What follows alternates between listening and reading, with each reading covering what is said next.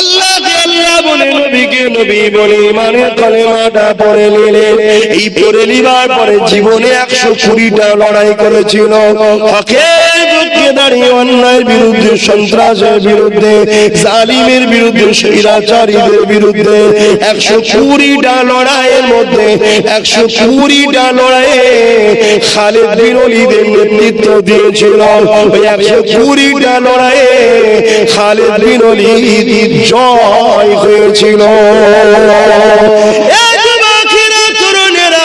একদিনের লড়াইয়ের কথা বলি হযরত খালিদ বিন ওলীদ লড়াইয়ের ময়দানে লড়াই করতে লেগেছে হুজুরের মাথায় একটা পাগড়ি ছিল ওই পাগড়িটা লড়াই করতে করতে জমিনে পড়ে গেছে হুজুর আমার পাগড়িটাকে তোলার জন্য ঘোড়া থেকে নামতে লেগেছে বা ঝুঁকতে লেগেছে কোনো একটা কায়দায় পাগড়িটাকে তুলতে লেগেছে এদিকে দুজন সন্ত্রাস দুশমন অস্ত্র নিয়ে গিয়ে আসতে লেগেছে খালিদ বিন ওলীদের মন মুছে টেনে দিবার জন্য খালিদ বিন ওলীদ দেখার পরে তাদের দিকে তরোয়াল তুলে নে তাদের সঙ্গে মোকাবেলা তো যায়নি হুজুর তাড়াতাড়ি পাগড়িকে আগে তুলতে লেগেছে ওই দুজন জালিম এসে দাঁড়িয়ে গেল হুজুর আমার পাগড়িটা তুললে পাগড়িটা মাথায় দিলেন ওই দুজন বলতে লেগেছে খালিদ বিন ওলীদ রে শুনেছি তুমি নাকি বিরাট বড় যোদ্ধা তোমার মোকাবেলায় কেউ দাঁড়াতে পারেনি কিন্তু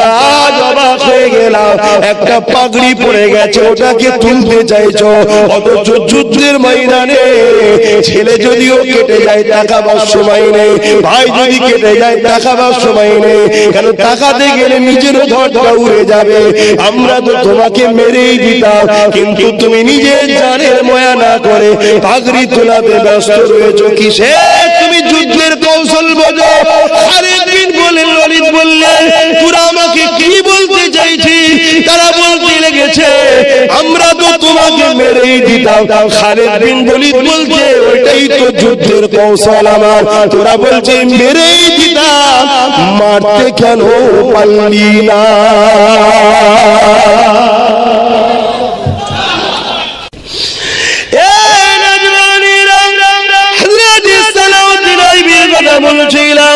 হযরত সালাউদ্দিন আইবির আগে হযরত খালিদ বিন ওলীদের কথা বলেন হযরত খালিদ বিন ওলীদ এমন সময় রোম সৈন্য সঙ্গে লড়াই করতে নেমেছে ওই লড়াইতে সাহাবা হুজুররা একে অপরে বলতে লেগেছে আজ আমাদের জন্য জিত কোনোভাবে সম্ভব নয় আজকে আমরা পরাজিত হয়ে যাব আজকে আমরা হারিয়ে যাব অর্থাৎ যুদ্ধের ময়দানে পরিস্থিতিটা এমন হয়ে গেছে সাহাবারা পরাজিত হতে লেগেছে আস্তে আস্তে পাটা লড়ে গেছে পিছু হাঁটতে লেগেছে সাহাবাদের মধ্যে আলোচনা হতে লেগেছে আজ আমাদের জিতার কোনো চান্স নাই সাহাবাদের মধ্যে একজন সাহাবী দ্রুত ঘোড়ার পিঠে চেপে মদিনা নববী শরীফে এসে মদিনা নববী শরীফের মিম্বরে দাঁড়িয়ে উঁচু জায়গায় টিলাতে দাঁড়িয়ে ঘোষণা করে দেয় আল্লাহ নবী সাহাবারা এই জালিম রোমানীয়দের হাতে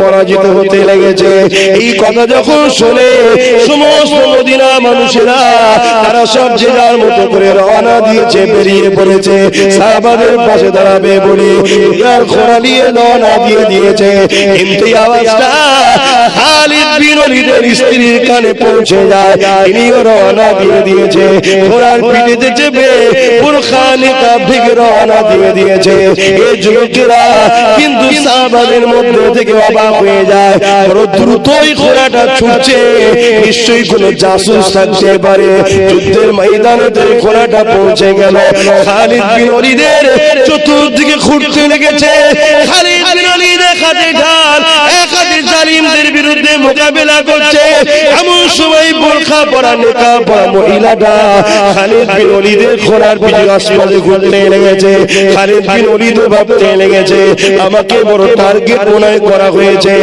খালিদ বিন আওয়াজে বলতে লেগেছে নিকাব পরা কে আপনি ঘোড়ার মধ্যে কেন আপনি আমাকে ফলো করছেন কি ব্যাপার আপনার এই সময় নিকাবের মুখটা তুলে দিয়ে বলছে খালিদ বিন ওলীদ আমি অন্য কেউ নয় আমি হলাম আপনার স্ত্রী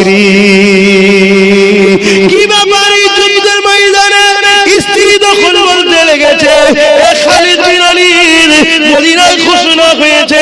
আপনারা নাকি পরাজিত হতে লেগেছে।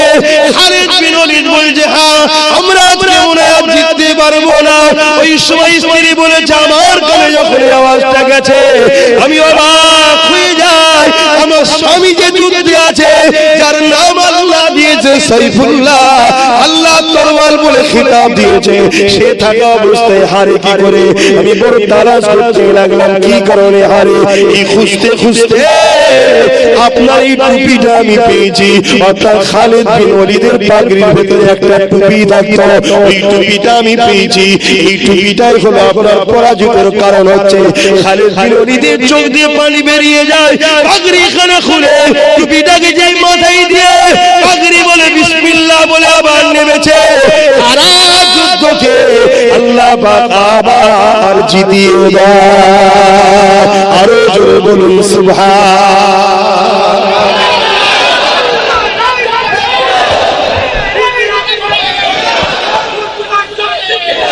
ওই যে বলেছিল, ওই যে দুজন যোদ্ধা বললে খালিদ তোমাকে তো মেরেই দিয়েছিলাম, তুই পাগড়ি তোলাতে ব্যস্ত কেন?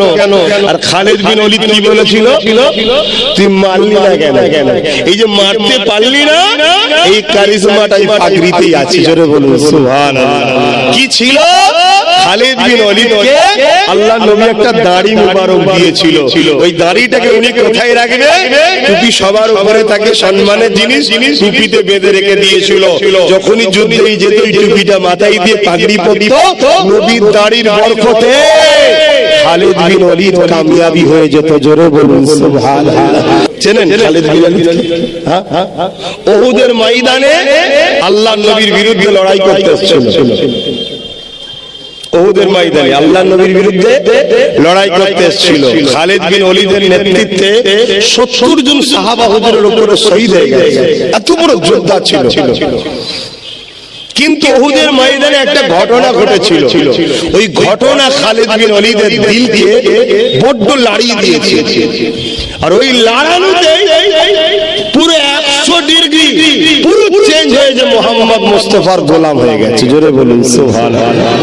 কি খালিদ বিন ওয়ালিদ আর তার একজন মেন যোদ্ধা বলুন বা গভর্নর বলুন, তারা বসে বসে আলোচনা করেছিল যে দেখো মোহাম্মদ ও তার অনুসারীদের সঙ্গে আমরা লড়াই পারবো না, আল্লাহ সাহায্য আছে তোদের উপরে। তোরা যখন নামাজ পড়বে তখন আমরা ওই সুযোগে হামলা করে ওদেরকে শেষ করে দেবো। আজও কিছু কিছু লোক ফেসবুকে ছাড়ে না যে শুক্রবার দিন এদেরকে শেষ করে দেবো, বলে না? এদের বাপেরা বলেছে না, বলবে না? কিন্তু এরা সারা জীবন চেষ্টা করে যাবে, এদের বাপও যেমন মিটে গেছে এরাও মিটে যাবে ইনশাআল্লাহ। মুস্তাফার গোলাম ছিল, আছে, সবে কিয়ামত পর্যন্ত থাকবে। জোরে বলুন সুবহানাল্লাহ। কিন্তু তুমি গোলাম হতে পেরেছো কি? দেখো তুমি থাকবে কি বলতে পারছি না, আমি থাকবো কি বলতে পারছি না। যদি গোলাম হতে পারি আলহামদুলিল্লাহ কামিয়াবি হবে। তো ওই জায়গাতে খালিদ বিন ওয়ালিদ কোন জিনিসটাকে টার্গেট করেছিল যে নামাজ যখন পড়বে তখন হামলা করে দেবো। কিন্তু আল্লাহ নবী কি করলেন? লড়াইয়ের ময়দানে হাফ সাহাবাকে বললেন লড়াই করো, হাফ সাহাবাকে বললেন নামাজ পড়ো। জোরে বলুন সুবহানাল্লাহ। খালিদ বিন ওয়ালিদের মনে বহুত ধাক্কা দিয়েছে। আমরা দুজন কথা বললাম, মুহাম্মাদের কাছে খবরটা গেল কি করে? আমার রাসূলকে খবর দিলেন কে? হৃদয়ের খবর জানেন কে?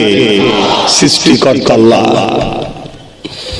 খালিদ বিন ওয়ালিদের মধ্যে পরিবর্তন শুরু হলো। এটা ভাবতে ভাবতে ভাবতে ভাবতে পরিবর্তন হলো, কিছু একটা আছে, কিছু একটা ব্যাপার আছে। নবীকে আরো ফলো করতে লাগলো। লাগতে লাগতে একদিন নবী প্রেমে পড়ে গেলেন, কলেমা পড়ে দ্বীনে মুহাম্মাদির মধ্যে চলে এলেন। জোরে বলুন সুবহানাল্লাহ।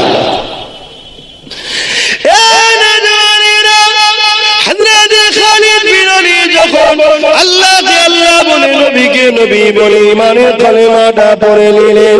এই পড়ে নিবার পরে জীবনে 120টা লড়াই করেছিল, হকের পক্ষে দাঁড়িয়ে অন্যায়ের বিরুদ্ধে, সন্ত্রাসের বিরুদ্ধে, জালিমের বিরুদ্ধে, স্বৈরাচারীদের বিরুদ্ধে 120টা লড়াইয়ের মধ্যে 120টা লড়াইয়ে খালিদ বিন ওয়ালিদের নেতৃত্ব দিয়েছিল। ওই 120টা লড়াইয়ে খালিদ বিন ওয়ালিদ জয় হয়েছিল। একদিনের লড়াইয়ের কথা বলি, হযরত খালিদ বিন ওয়ালিদ লড়াইয়ের ময়দানে লড়াই করতে লেগেছে।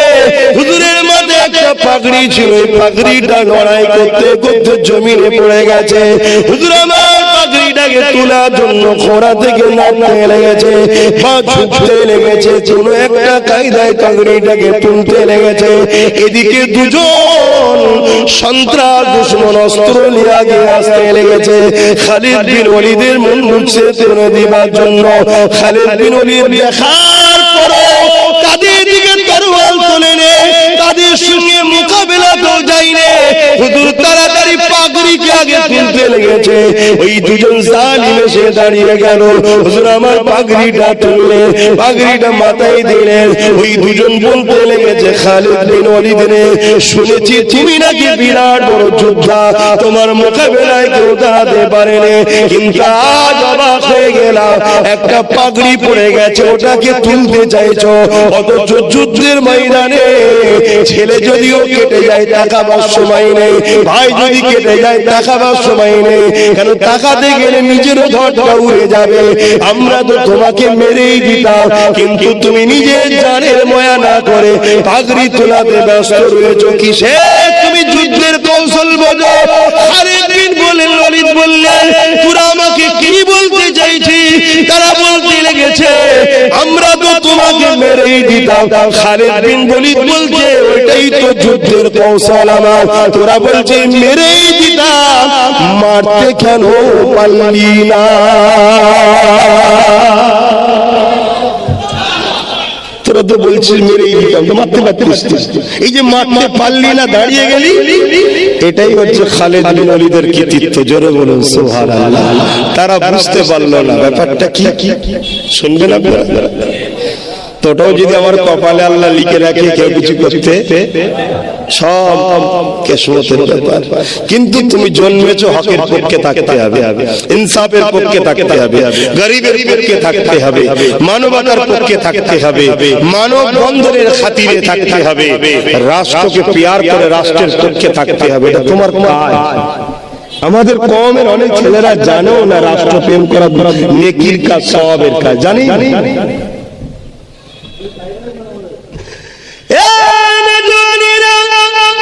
হযরত খালিদ বিন ওয়ালিদ 1 তারিখে রোমানীয় সৈন্যদের মোকাবেলায় লড়াই করতে গেছে।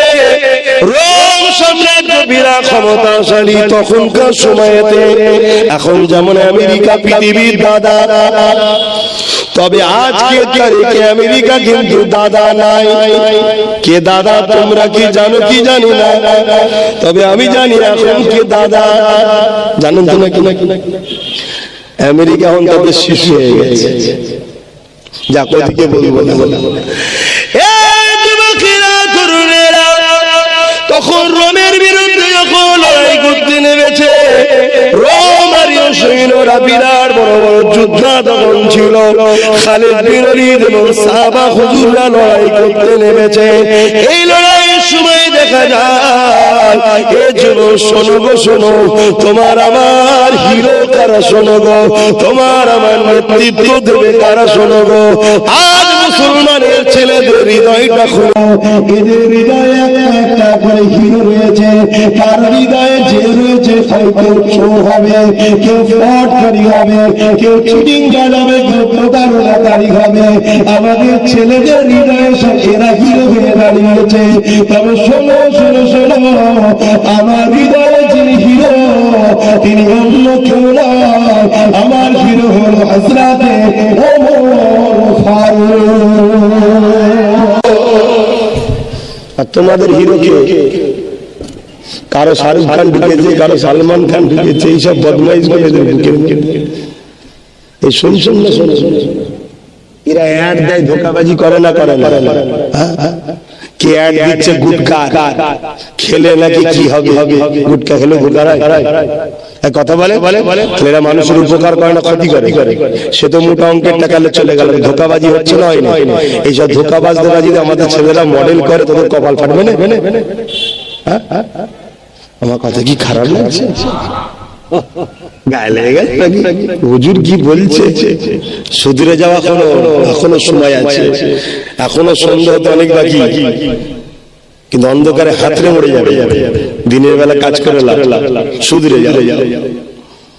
কেউ অ্যাড দিচ্ছে লাখ সাবান মাখলে নাকি ফর্সা হয়ে যায়, তাহলে কালো দুনিয়ায় কেউ থাকতো কি? সব ফর্সা হচ্ছে, তাহলে এটা কি ধোকাবাজি নয়? এই ধোকাবাজ দেখার আমরা হৃদয়ে ভরে রেখে দিয়েছি। কখনো ভাবছেন যে আমরা কি করছি? কখনো ভাবলেন? অথচ আল্লাহ দিয়া হাত নিয়ে আল্লাহ যে কাজগুলো করাকে নিষেধ করেছে ওই কাজগুলো কি আমরা বেশি বেশি করে করছি? আল্লাহ জুলুম করতে নিষেধ করেছে না করেন? আওয়াজ দেন। এই হাত আল্লাহ দিয়েছে, আল্লাহ দিয়ে হাত নিয়ে গরিবের উপর জুলুম আমরা করছি। আল্লাহ দিয়ে হাত দিয়ে হারাম ইনকাম করে নিজের নফসের উপরে জুলুম করছি। আল্লাহ দিয়ে হাত দিয়ে গরিবের ঘর বাড়িকে আমরা ভেঙে দিচ্ছি। আল্লাহ দিয়ে হাত দিয়ে গরিবের জায়গাকে দখল পর্যন্ত করছি। কে করছে? মুসলিম সমাজের ঘরে কিছু কিছু ছেলেরা করছে না, আমাদের ছেলেদের কাছ থেকে নয়। তাহলে এই শিক্ষাটা আমাদের ছেলেরা পেল কাছ থেকে? নিশ্চয়ই পশ্চিমা দুনিয়া থেকে পেয়েছে।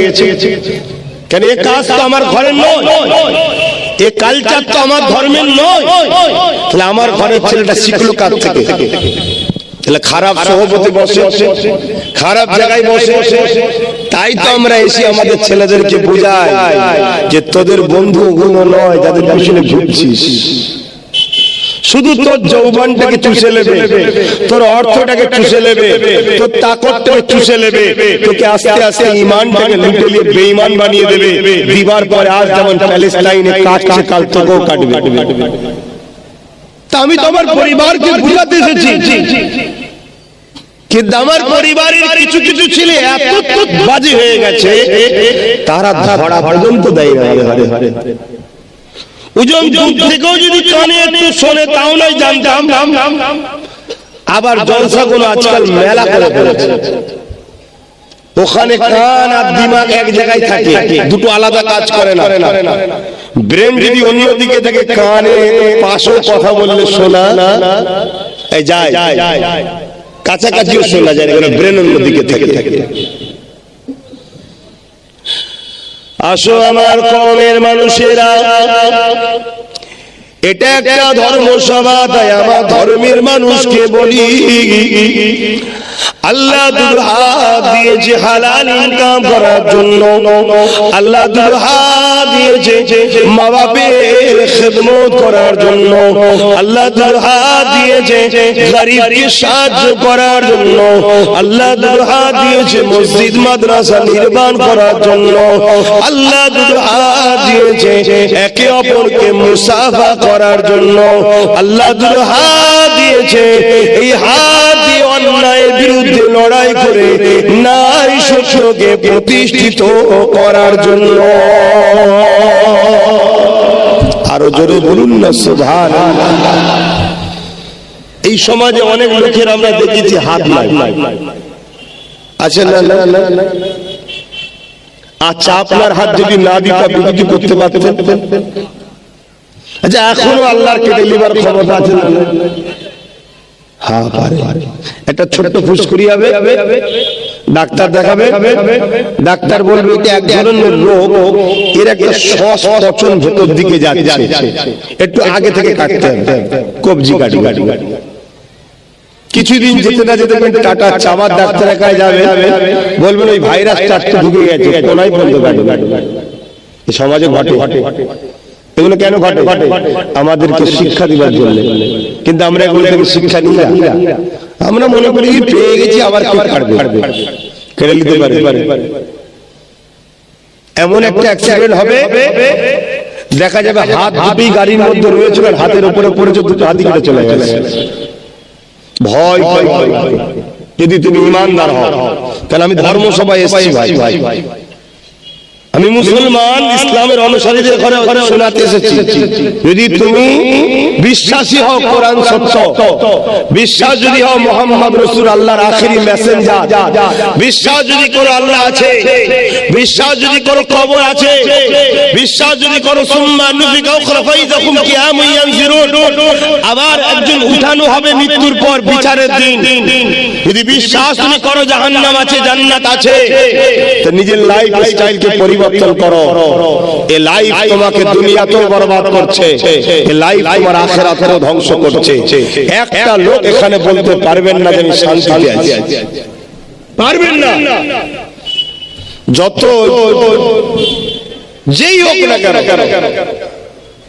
শান্তি আমেরিকা দিতে পারে না, শান্তি ব্রিটেন দিতে পারে না, শান্তি রাশিয়া দিতে পারে না। তারা বড় বড় পরমাণু বোমা দিতে পেরেছে, মানুষের ঘরকে উজাড় করার পদ্ধতি দিতে পেরেছে, মানুষ হত্যা করার জন্য ভ্যাকসিন তৈরি করে দিতে পেরেছে, মানুষকে শেষ করার জন্য চীন পয়জন ভাইরাস তৈরি করতে পেরেছে, সব পেরেছে। মানুষকে শান্তি দিতে একমাত্র পেরেছে আমিন আল্লাহ। জোরে বলুন সুবহানাল্লাহ, আরো জোরে বলুন সুবহানাল্লাহ। আজকের দিনে পৃথিবীর সবাই দরজা বন্ধ করে দিয়েছে, সমাধান খুঁজে পাচ্ছে না। কোরআন এখনো দরজা খুলে রেখেছে, চলে আয়, ওয়েলকাম, শান্তি যদি পেতে চাস। জোরে বলুন সুবহানাল্লাহ।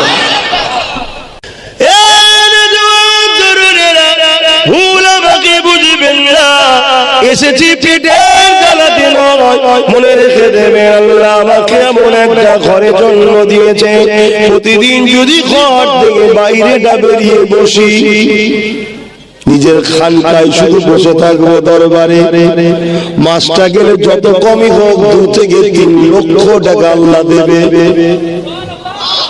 সেই ঘরের ছেলে পেটের জ্বালায় আসি না, 11টা কি 11:30 বেরিয়েছি, তাহলে খাই কখন? বলুন আপনারা খান কখন? একটা দিক করে, আর আমি তখন তো আস্তে আস্তে পেটের জ্বালা ধরেছে নাকি?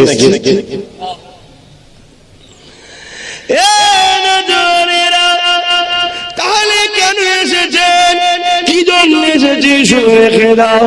আমার রাসূলুল্লাহ আল্লাহ পাক নাকে হায়াতুন নবী করেছে, আজ রওজা মুবারকে তোমার আমার জন্য সিজদায় পড়ে গিয়ে ইয়া রাব্বি হাবলি উম্মতি উম্মতি উম্মতি করে নবী কাঁদতেছে।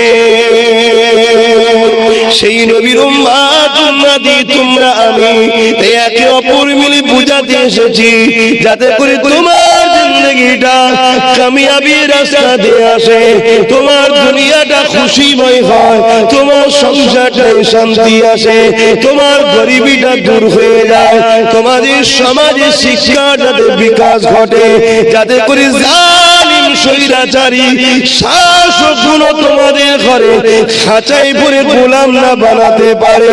তাদের হাত থেকে রক্ষা করার জন্য আমার আল্লাহ নবীজি রাস্তা দেখিয়েছে, ওই রাস্তা তোমাদেরকে দেখাবো বলে এসেছি।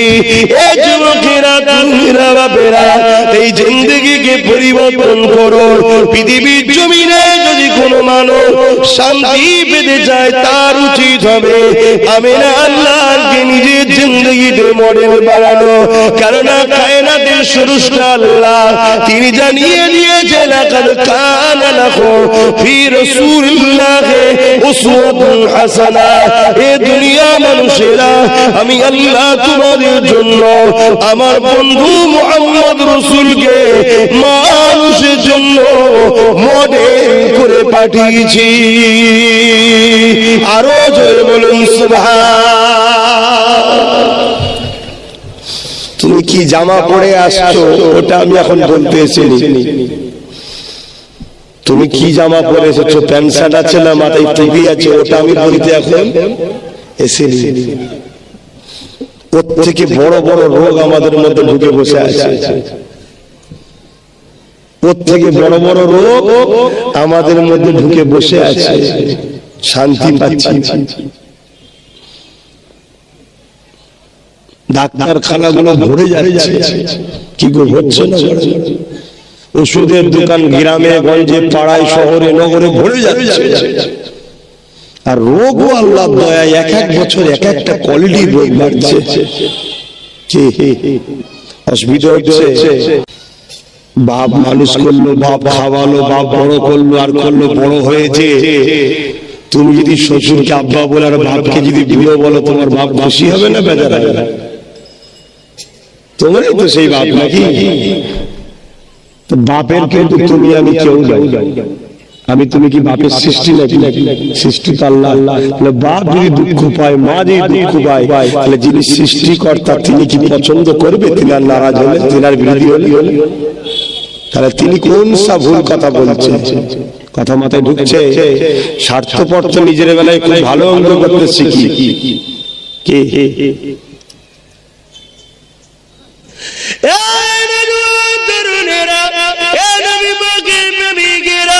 সারা জীবনটা নবী আমার তোমার আমার জন্য কেঁদেছে, আজও রওজা মুবারকে কাঁদতেছে। সেই নবী পাককে মুহাব্বত করে ভালোবাসো, প্যার করো, সেই নবীকে অনুসরণ করো। কেননা পৃথিবীর জমিনে তিনি যখন এসেছিলেন তখন পৃথিবীর দাদা ছিল রোম।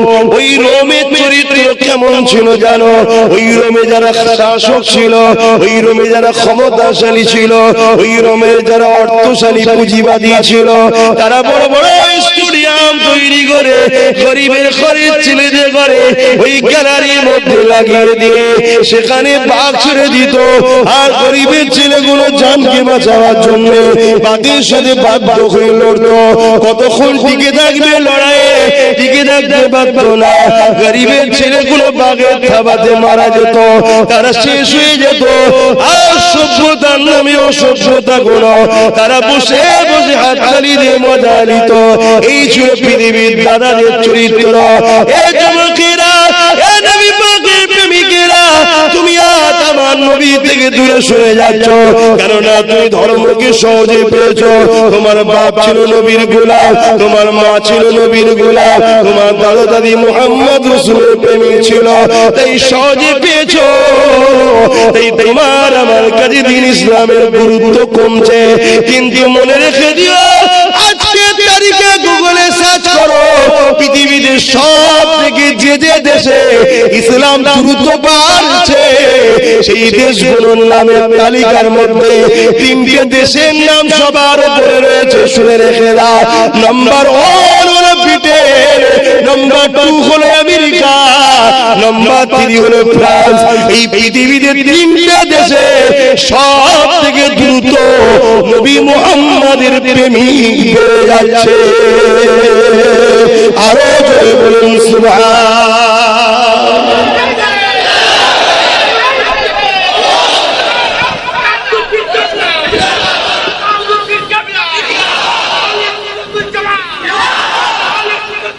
আল্লাহ, এত ফোর্স, এত প্রশাসন, এত আইন, এত কিছু সিস্টেম করে চুরি বন্ধ করতে পারছে, ধর্ষণ, খুন, চিটিংবাজি, ফ্রড বন্ধ করতে পারছে।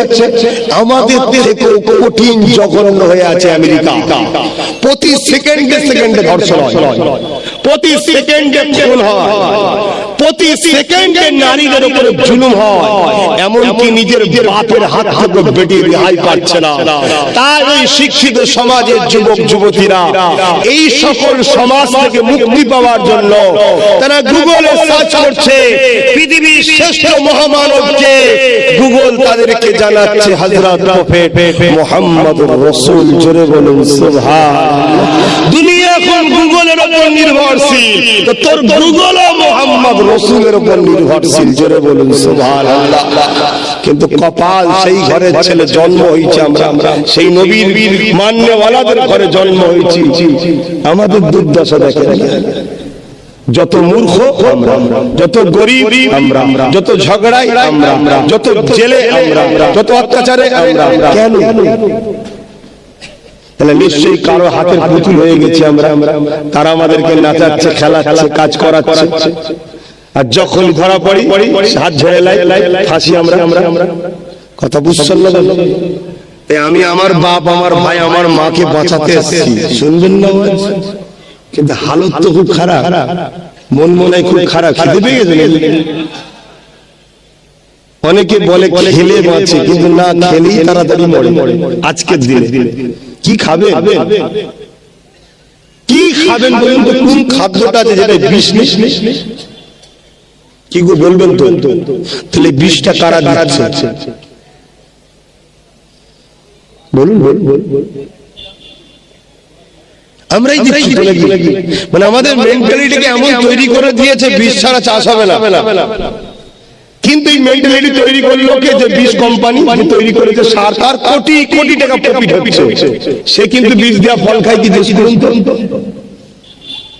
সে আলাদা চাষ করে, সেখানে কোনো ভেজাল দেয় না, পিওর জিনিস দিয়ে চাষ তৈরি হয়, তাই সেগুলো সে খায়। কত শুনছেন তো নাকি? কেন হয় তাহলে এটা তৈরি হলো? না, মানুষকে কমাতে হবে। কারা কমাতে চাইছে? এমন কথা শুনছেন তো? ভাববেন হুজুর ওয়াজ করতেছে, কি বলছেন? আমি ধর্ম বলছি। তুমি মাথা মোটা যদি হও, না পড়াশোনা থাকে, আমার কি করতে পারি? ধর্মই বলছি। তারা কি করতে চাইছে? মানুষ কমাচ্ছে। কেন কমাতে চাইছে? ধরুন এই টোটাল ভারতবর্ষে কত কোটি মানুষ? 140। যদি শুধু 40 কোটি থাকে, বলুন কত সুন্দর হয় বলেন তো? এক একজনের 50 বিঘে, 500 বিঘে, 1000 বিঘে করে জায়গা থাকবে। ধনী হবে না গরিব হবে? কিছু লোকের মেন্টালিটি হয়েছে অনেক ধনী হওয়ার পরও কলজে ভরে না, আরো ধনী হবে, তাই গরিব গুলোকে মেরে দিলাম। শুনছেন তো নাকি? আর আমরা গরিবরাই হচ্ছে সবচেয়ে বদমাইশ। কথা খারাপ লাগবে? হ্যাঁ, আমরা খুব বদমাইশ। কেন? আমাদের ধৈর্য নেই। সামনে যদি পচা খাবার আছে, 500 টাকা 1000 টাকার, ওইটাই খেয়ে ফেলি। শুনছেন না? একটু ওয়েট করলেই ভালো আসবে, একদম ঘি দিয়ে মচমচে পরোটা, ভাজা আর ডিম সিদ্ধ। কি গো আমার ভাইদের অসুবিধা হচ্ছে নাকি? বোঝো আমার সোনার ভাই, তোমাদেরকে বাঁচাতে গিয়ে আমি শুধু দুশ্মনী তৈরি করছি। তোমাদের জন্য আমি শুধু দুশ্মনী বাড়াচ্ছি। আমার লক্ষ লক্ষ আমার দুশ্মন তৈরি হয়ে গেছে, একটা দুটো নয়, লক্ষ লক্ষ। আবার কারা? যারা বড় বড় সব ভিআইপি, মানে দুনিয়ার ভিআইপি। আমার নজরে যদি বলেন, আমার স্যান্ডেলের ধুলোর থেকেও কমজোর বেশি তারা। কিন্তু দুনিয়াদারিতে তারা বিরাট ভিআইপি। সেসব লক্ষ লক্ষ দুশ্মন তৈরি হয়ে গেছে। কি জন্য? শুধু তোমাদের ভালো চাইছে। তারপরও মনে দুর্নীতি হচ্ছে তো কি হয়েছে? হচ্ছে তো কি হয়েছে? পুরো পৃথিবী দুশ্মন হয়ে গেল, আমার কিচ্ছু করতে পারবে না। কেন? আমার ভালো মন্দ কার কুদরতি হাতে আছে? জোরে বলে। হ্যাঁ, এটা ঈমান আমার। তিনি আমার জন্য যেটা লিখে রেখেছে সেটা হবে। যদি তোমাদের জন্য লড়তে গিয়ে, হক কথা বলতে গিয়ে আমার লাইফে যদি ইমামে আজমের মতো জিন্দেগি থাকে, জেলখানাতে শেষ হওয়া, আমি সেটাই সব। বলুন আলহামদুলিল্লাহ। কেন? মালিক যেটা করে, বলুন। আরে নসিব করো যে ইমামে আজমের সুন্নাত পালন হবে। বলুন সুবহানাল্লাহ। যদি আমার কপালে তোমাদের ভালো চাইতে গিয়ে যদি বেলাল হুজুরের মতো মক্কার বাজার হোক আর এখানের বাজারে হোক, মার খেয়ে বেউজ্জতি হয়ে রক্তাক্ত যদি কপালে লিখে আল্লাহ রাখে, ওটাই হয়। ওটাকে মেনে নেওয়াটা ভালো না খারাপ? কেন? সাহাবীর সুন্নাত পালন হবে। জোরে বলুন সুবহানাল্লাহ। আর যদি কপালে আল্লাহ লিখে রাখে যে যতই চেষ্টা করো, খালিদ বিন ওলীদের মতো তুই হবি। আরে হিরো বানাও সালাউদ্দিন আইবিকে। সালাউদ্দিন আইবি নাম শুনেছেন? 9 বছর বয়স, 9 বছর। অনেকে বলে যে মুসলমানদের এত কি করে জোর, আরে জোর মুসলমানদের নয়, জোর হলো মুমিনের। আর মুমিন কাকে বলে? যার হৃদয়ে সব থেকে বেশি আল্লাহ ও আল্লাহ রাসূলের প্রেম ও আদব ভালোবাসা আছে। জোরে বলুন সুবহানাল্লাহ। 9 বছর বয়স খালিদ বিন হযরত সালাউদ্দিন আইবি, 9 বছর বয়স,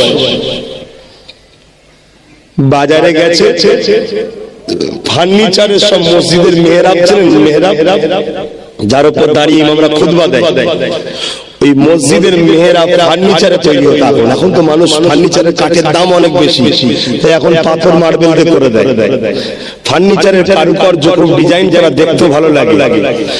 তা হযরতে সালাউদ্দিন আইবি, এটা সবাই শুনে রাখে, কেন আজকে যে মসজিদে আকসালে লড়াই হচ্ছে, ওই মসজিদে আকসার একটা অনেক খুবই আছে, অনেক গুণ আছে। একটা গুণ হলো এটা, মসজিদে আকসা যাদের দখলে থাকে, পৃথিবী তাদের দখলে থাকে।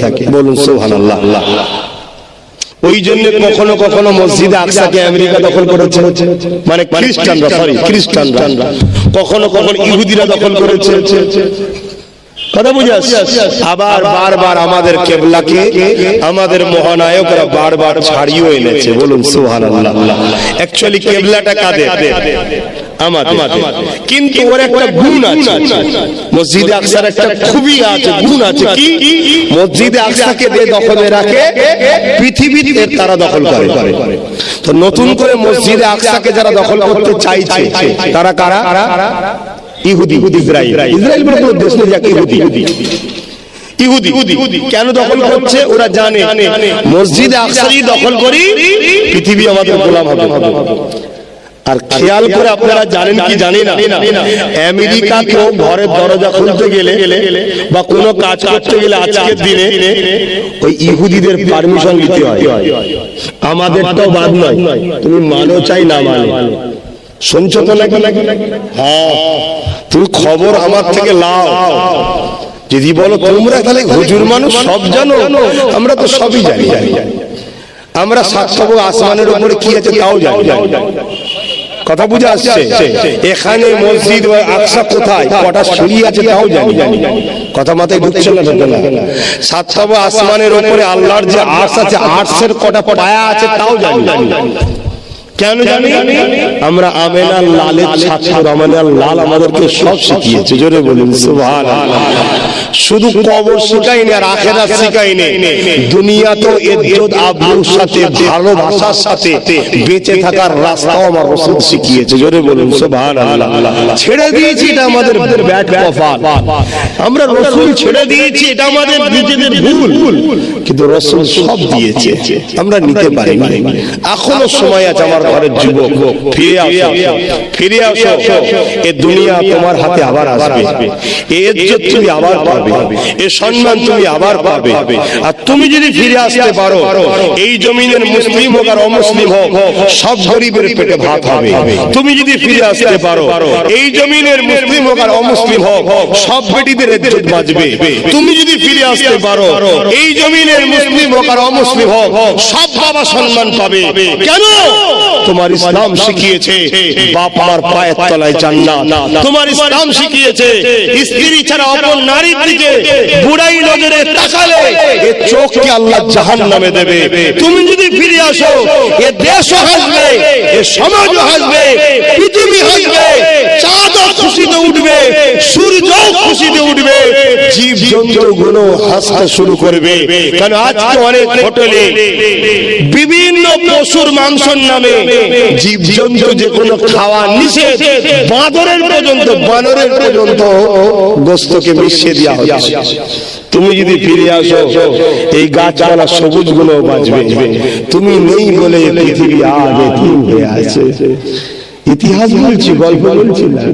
যখন ঈসা নবী ছিল, পৃথিবী হেসেছিল। ঈসা নবী চলে যাওয়ার পর আমার নবী আসার আগ পর্যন্ত 500 বছর তুমি ছিলে না। এই 500 বছরে কি হয়েছিল জানো না? মা গুলো বেটার থেকে ইজ্জত বাঁচাতে পারছিল না। যেদিন তোমার আমার লিডার আসলো, পৃথিবী আবার বাঁচলো, আবার বাঁচলো। 100 বছর পর্যন্ত পৃথিবী হেসেছিল। আজ পশ্চিমা দুনিয়ার হাতে চলে গেছে। তারা যেমন উলঙ্গ, আমাদেরকে উলঙ্গ করে দিচ্ছে। যাও না, খোঁজ লাও। এখন তো পৃথিবী হাতের মুঠোয়, মোবাইলে সব, তুমি সার্চ করে দেখো না, আমি ভুল বলছি। দেখো প্রতিদিন সকাল হয়, স্বামী বেরিয়ে যায় একদিকে, স্ত্রী বেরিয়ে যায় একদিকে, ঘরের বাচ্চাটা মানুষ হয় পোষা কুকুরের কাছেই ছুটছে তাদের কালচার। ওটা আমাদের ঘরেও ঢুকছে না, ঢোকে না? বলুন, আমার দেশেও ঢুকছে না, ঢোকে না? আরে দেশে ঢুকছে তো দূরের কথা, আমার কওমের মধ্যে ঢুকছে না, ঢোকে না?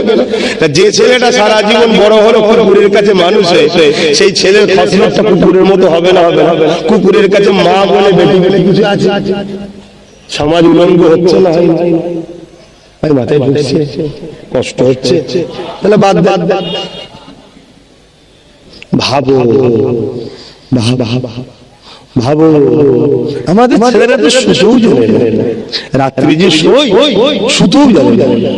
কিভাবে শুতে হয়, কিভাবে ঘুমোলে হার্ট ভালো থাকে, কিভাবে ঘুমোলে ফ্রেশ ঘুম হয়, কিভাবে ঘুমোলে সকালে ব্রেন ঠিক থাকবে, কিভাবে শরীরে স্বাস্থ্য উপকার করে, সেটাও আমাদের ছেলেরা জানে না। চার হাত দিয়েছে অনেক ছেলে আমার উপরে শুয়ে একদম যোগ্য সোজা জাহান্নামী শোয়া, জানি না শুতে কিভাবে হবে। সকালে উঠে কি খেতে হয় সেটাও আমার ঘরের ছেলেরা জানে না। কি খাও? চা। বললাম চা খাও তো, আবার কি চা? দুধ চা। যদি জানতো লাল চা খেয়েছে তাও না 50% খারাপ করেছে, 50% ভালো আছে। আবার দুধ চা পুরো 20, মর্নিং এর শুরুতেই 20 দিল। এই কালচার কাদের? এ আমার ভারতের কালচার না, আমার ইসলামের কালচার? কার কালচার? এটা আমার দেশেরও কালচার না। আমার দেশেরও কিন্তু একটা খুবিয়া আছে। আমার দেশ কিন্তু অনেক প্রাচীন একটা দেশ ভারতবর্ষ। এদেশের কিন্তু সংস্কৃতি অনেক ভদ্র, অনেক সভ্য, কিন্তু সেই কালচারটাকেও আমরা শেষ করে দিচ্ছি। দেশের কালচারটাও যদি আছে তাও না জানতাম, দেশের কালচারটাও শেষ, আর আমার কওম তো নিজের ধর্মের কালচার শেষ করেছে। এ তো ব্রিটিশদের চাল, সকালে চা খাওয়ানো ব্রিটিশদের। আর 7, 8, 9, 10টার সময় কি বলছে, কি করছে? নাস্তা করছে না, নাস্তা। আর ভাত খেচ্ছে কখন? এই তো বলেন একটাই। পুরো সিস্টেম উল্টা। এত রোগ হচ্ছে কেন? এত ক্ষতি কেন? ভাবছেন হুজুর এসব কথা শুনে কি করব? আল্লাহর নবী হযরতে মুসা আলাইহিস সালাম আল্লাহকে বলেছিল, আল্লাহ, মন দিয়ে শুনবেন, মুসা আলাইহিস সালাম নাম শুনেছেন তো নাকি? হ্যাঁ, মুসা নবী। ওই যে ইহুদিরা আজকে মারছে, ওই ইহুদিদের ঘরে বাঁচাতে এসেছিল মুসা নবী। মুসা নবী আমাদের নবী, আমরা তাকে সম্মান করি, ভালোবাসি। আল্লাহর প্রেরিত রাসূল ছিলেন, জোরে বলুন সুবহানাল্লাহ। আমার নবীও বলেছেন মুসা আমার ভাই হয়। কথা বুঝে আসছে? কিন্তু ইহুদি হলো একটা অভিশপ্ত জাত, ওদের উপর অনেক অভিশাপ আছে, ওদিকে যাচ্ছে না। তা মুসা নবী সৃষ্টিকর্তাকে জিজ্ঞেস করছে, আল্লাহ, আপনি যদি মুসা হতেন আর আমি যদি আল্লাহ হতাম, কত বড় কথা বুঝতে পারছেন? আপনি যদি মুসা হতেন, আমি যদি আল্লাহ হতাম, আপনি তাহলে কি চাইতেন? চাওয়ার জায়গা আল্লাহ। আল্লাহ তখন কুদরতি হেসে বলছে, মুসা, কত ভালোবাসা থাকলে আল্লাহকে মেনেও নিচ্ছে। শোনো, তুমি যদি আল্লাহ হতে, আমি যদি মুসা হতাম, আমি তোমার কাছে সুস্থ শরীর চাইতাম। কি চাইতাম? বলে সুস্থ শরীরটা কত বড় নিয়ামত জানো? সুস্থ শরীর কত বড় সম্মান জানো? সুস্থ শরীর কত দিক দিয়ে উপকার করে জানো? তোমার যদি সুস্থ শরীর থাকে, হাজারো অ্যাক্সিডেন্টে তুমি ব্রেনের হোক বা যে কোনো অসুবিধা হোক তুমি রুখে দেবে। আর সুস্থ যদি শরীর না থাকে, না তোমার নামাজ পড়তে ভালো লাগবে, না লোকের হেল্প করতে ভালো লাগবে, না ইনকাম করতে ভালো লাগবে, কোনো কাজ তোমার ভালো লাগবে না। সুস্থ শরীর এত বড় নিয়ামত, কিন্তু আমাদের ভাইদের শরীর ভালো আছে কেন নাই? অথচ আমার নবী, যে নবীর উম্মত আমরা, সেই নবী শিক্ষা সব দিয়ে গেছে। হায় হায় হায়, বিজ্ঞান অবাক হয়ে যাচ্ছে আমার নবীকে রিসার্চ করতে করতে। বিজ্ঞানের বয়স কত? সায়েন্সের বয়স কত বলবেন? 150 বছর, 200 বছর। এই 150-200 বছরের বিজ্ঞান অবাক হয়ে যাচ্ছে। বিজ্ঞান বলছে তোমরা ডান দিকে খেয়ে শোবে। কোন দিকে? ডান দিকে। আর ১৫০০ বছর আগে আমার রাসূল বলছেন ডান দিকে শোবে। কেন? হাতটা বাঁ দিকে থাকে, বাঁ দিকে শুলে শরীরের এটা হাড়ের উপরে পড়বে, হাড় আটা খাওয়ার সম্ভাবনা থাকে।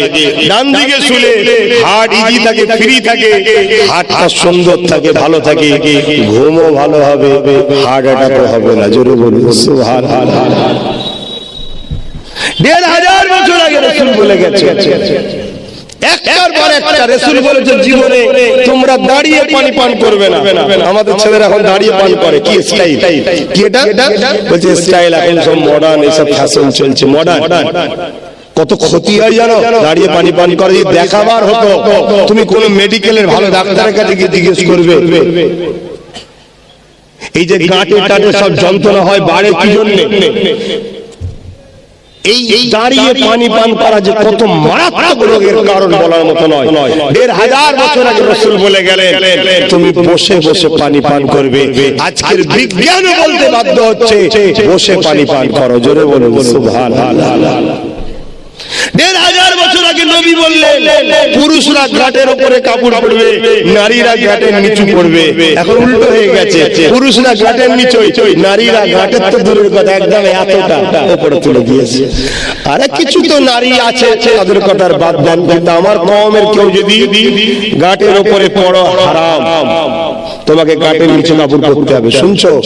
নারী আর পুরুষকে ঘাটের উপরে, কিন্তু উল্টো হয়ে গেছে না?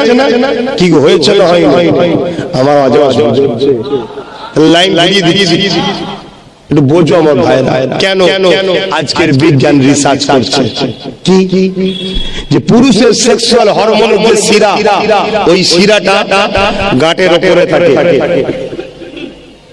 গাঁটের নিচেই থাকে। সরি, যখনই তুমি করছো ওটা এত সূক্ষ্ম জিনিস, ওখানে ঘষা লাগে।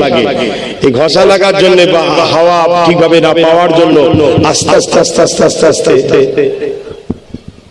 সেক্সুয়াল পাওয়ার মানুষের কমে যাচ্ছে। দেখো কমছে না? দ্বিতীয়, নারীদের ওটা আছে ঘাটের উপরে, এবং তাদের সিস্টেমটাকে ঢেকে রাখা হচ্ছে উত্তম, আর আমাদের থেকে খুলে রাখাটা উত্তম। একজন এক রকম দিয়েছে সৃষ্টিকর্তা, কিন্তু আমরা ভুলে যাচ্ছি। বিজ্ঞান আজকে রিসার্চ করে করে বার করছে। বিজ্ঞান যত উন্নতি হচ্ছে মুহাম্মদ রাসূলকে তত মানুষ চিনতে পারছে। জোরে বলুন সুবহানাল্লাহ। আরো জোরে বলবেন না? আচ্ছা, মুহাম্মদ রাসূল কি শুধু আমাদের? সবার। যে নেবে তার কামিয়াবি, যে নেবে না তার কামিয়াবি নেই। ভাব ভাব ভাব ভাব। আরেকটা বিষয় আপনাদেরকে, খুব কত ছোট ছোট বিষয়গুলো দেখুন না। এইগুলো বলছি কেন বলেন? এগুলো ছোট বিষয়। ছোট বিষয় যদি এত গুরুত্ব দেয় তাহলে বড় বিষয় কত গুরুত্ব দিয়ে। আমরা যখন কোনো টয়লেটে যাই কোন পা আগে দিই? জোরে বলছেন না কেন ছেলেরা? বাবা কেন? মসজিদে যখন ঢুকি কোন পা আগে দিই? মসজিদ থেকে যখন বেরোই কোন পাটা আগে বার করি? আর টয়লেট থেকে যখন বেরোই কোন পাটা আগে দিই? কেন? এর মধ্যে বিজ্ঞান আছে না? আজকের বিজ্ঞান রিসার্চ করে মুহাম্মদ রাসূলের প্রেমিক হচ্ছে, আর আমরা শুধু কোথায় 200 টাকা ফ্রি পাবো এই ধান্দায় ঘুরছি। কার কাছে গেলে 200 টাকা ফ্রিতে হয়ে যাবে, সারাদিন কেটে যাবে, এই ধান্দায় ঘুরে বেড়াচ্ছে। হায় হায় আমার ভাই রে, কি করে ফেললে নিজেদের ঘরে? এখনো সময় আছে, ফিরে আসো, দাঁড়াও, ফিরে আসো, দাঁড়াও, নিজের পায়ে দাঁড়াও। শোনো, তাহলে এই বিষয়টা বলে দিয়ে আমি অন্যদিকে যাচ্ছি। তোমাদের হয়তো ঠিক এই আলোচনাগুলো পছন্দ হচ্ছে না, অন্যদিকে যাচ্ছি। শোনো, আজকের বিজ্ঞান রিসার্চ করে পেয়েছে যে মুহাম্মদ রাসূল কেন বলেছে হায় হায় হায় হায়, আহা, বাথরুমে বাপা আগে দিতে বলা হয়েছে কেন? শোনো, যে ডান পাটা যেদিকে থাকবে সেই দিকে মানুষ যদি ওই সময় কোনো হার্ট অ্যাটাক বা কোনো অ্যাক্সিডেন্ট হয় বা ব্রেন ঘুরে বা কোনো একভাবে যদি অ্যাক্সিডেন্ট হয়ে সে মারা যায় বা অঘটন ঘটে, ডান পাটা যত আগে থাকবে সেই দিকটা পড়ে। তো বাথরুমে যদি তুমি ডানটা আগে দাও তাহলে তোমার লাশটা পড়বে, শরীরটা পড়বে কোন দিকে? বাথরুমের ভেতরের দিকে। আল্লাহ নবী চাই না যে শ্রেষ্ঠ মানুষগুলো বাথরুমের ভেতরে পড়ে মরে, তাই বাঁ পাটা আগে দিকে বলে। বাঁ পা আগে থাকলে কোন দিকে পড়বে? পিছন দিকে। তার মানে বাথরুমে যেতে যে পড়েই পা দিয়েছো, অনেক সময় উঁচুতে পা উঠা করতে করতে হাড়ের প্রবলেম হয়ে যায়, কখন অ্যাক্সিডেন্ট ঘটবে কে জানে। এই জন্য সব সিস্টেম গুলো শিখিয়ে দিয়ে গেছে। তাহলে বাঁ পা আগে দিলে কি হবে? পিছনে ফিরবে। আর যখনই তুমি বাথরুম থেকে বেরোচ্ছ ডান পা আগে দিচ্ছ, বাইরে বার করছো কেন? এই মুহূর্তে যদি তোমার অ্যাক্সিডেন্ট ঘটে তাহলে তুমি বাথরুমের ভেতরে পড়বে না, বাইরে পড়বে। আর মসজিদে যখন তুমি ডান পা দাও ঝুঁকার সময়, ওই সময় যদি অঘটন ঘটে তুমি মসজিদের ভেতরে গিয়ে পড়বে। আমার নবীও চাই আল্লাহর বান্দা আল্লাহর ঘরে মরুক, যদি অ্যাক্সিডেন্ট হয় ঘরের ভেতরে যাক। জোরে বলুন সুবহানাল্লাহ। আর যখনই তুমি বেরো বাঁ পাটা মসজিদের বাইরে আগে দাও, ওই অবস্থায় যদি অ্যাক্সিডেন্ট ঘটে যায় তুমি পিছনে পড়বে, তার মানে আবার সেই মসজিদের ভেতরেই পড়লে। জোরে বলুন সুবহানাল্লাহ। চিন্তা কর আমার নবী তোমাকে কি শিখিয়েছে। সেই নবী ছেড়ে দিয়ে আজকে কাদের পিছনে ছুটছো? হায় হায় হায়। যাক, একবার দরুদ শরীফ পড়তে পড়তে চেপে আসা যায় কি দেখবে। দরুদ শরীফ আল্লাহুম্মা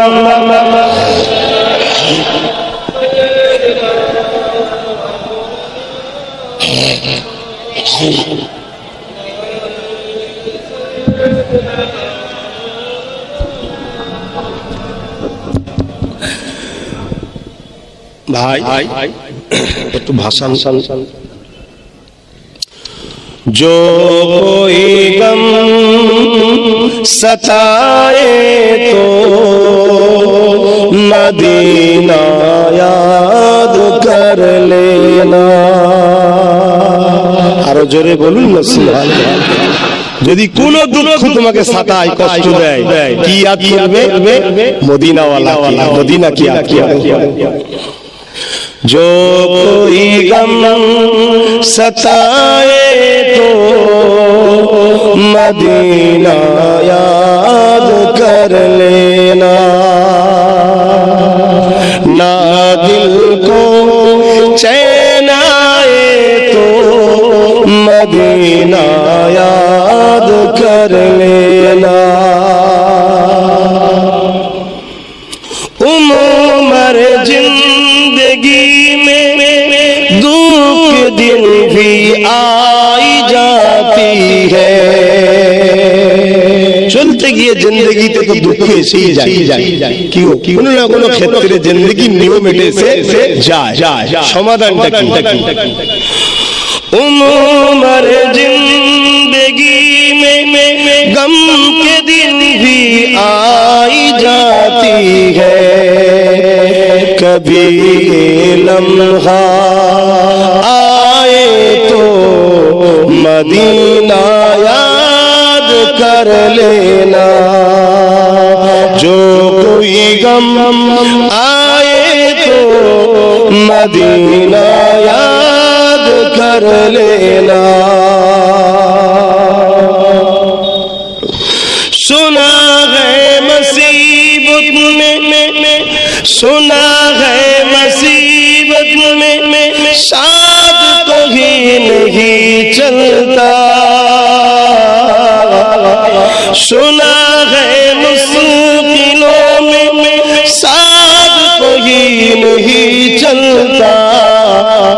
जमाना छोड़ जाए तो, जमाना छोड़ जाए तो मदीना याद कर लेना। जो कोई गम आए तो मदीना याद कर लेना। अल्लाहुम्मा सल्ली अला।